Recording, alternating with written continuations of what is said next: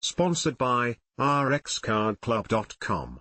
Get a free prescription drug card and save up to 85% on prescription drugs.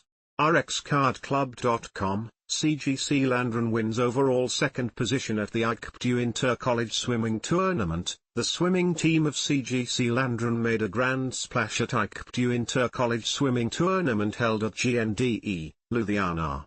CGCians clinched a total of 12 medals, securing the overall second position in the competition.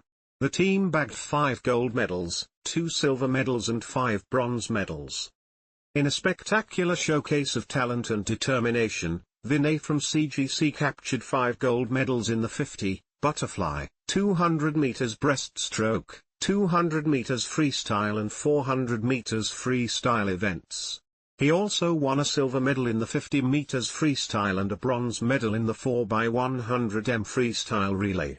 Making their mark at the tournament, other members of CGC's swimming team gave their best, with Kapil clinching a silver medal in the 100 meters breaststroke and a bronze medal in the 200 meters breaststroke, and the freestyle relay team comprising Gaurav, Tiwari, Danish, Harshit and Vinay adding another broze medal in the 4x100m freestyle relay, adding to the total medal haul.